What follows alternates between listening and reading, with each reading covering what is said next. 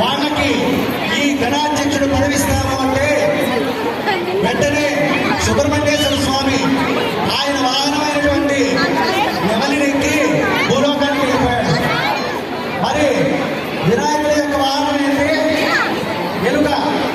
అది వేగంగా పోలేదు కదా, అది ఎట్లా మనం అన్ని నదుల్లో స్నానం చేసేది ఎట్లా, మనకి నాయకత్వం వచ్చేది ఎట్లా అని విఘ్నేశ్వరుడు చింతిస్తూ కాసేపు ఆలోచించిన తర్వాత ఆయనకు ఒక ఆలోచన వచ్చింది. వెంటనే ఆయన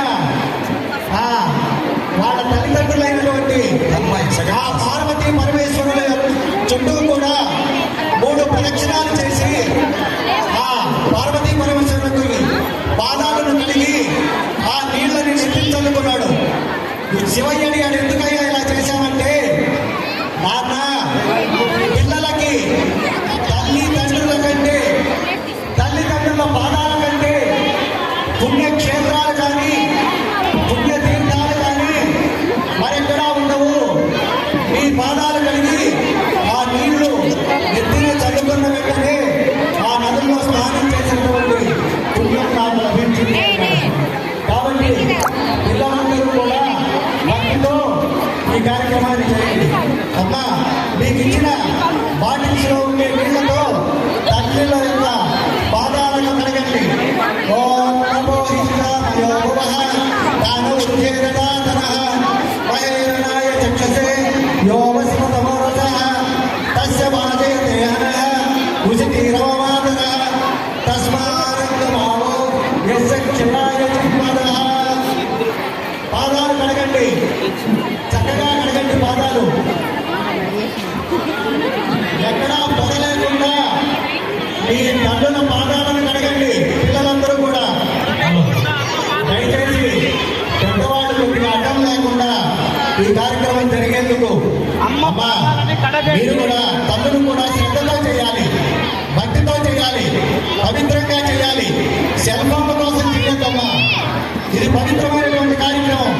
మీ పిల్లలకి మళ్ళీ మళ్ళీ వచ్చేది కాదు. చక్కగా కడిగారా పాదాలంతా? అందరూ పిల్లలు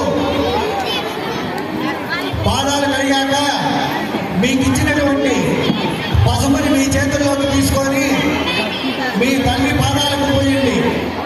పసుపుని హరిద్రాణం అంటారు. హరిద్రాణం సమర్పయామి. మీ తల్లుల పాదాలుగా పసుపును పోయండి. చక్కగా పోయండి పూర్తిగా. పసుపును పూసారా? పసుపునందరూ మీ తల్లిగారి పాదాలకు పూశాక మీ అమ్మగారి నుదుటిన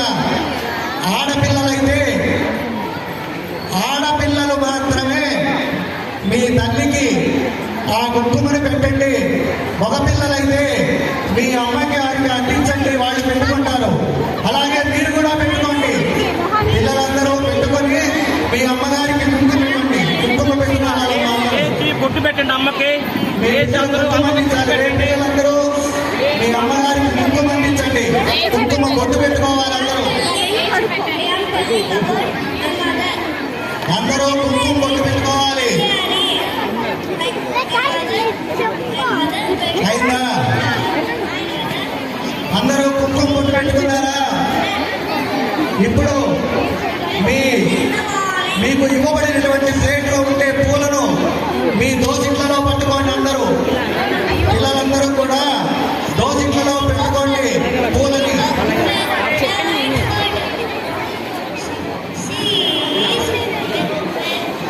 దోసిట్లో పెట్టుకోండి. నేను మంత్రం చెప్పిన తర్వాత ఆ పూలని మీ తల్లి పాదాల మీద ఉంచండి. అందరూ పట్టుకోండి పూలని. పిల్లలందరూ కూడా ఓం మాతాయై నమః పాదౌ పూజయామి. ఓం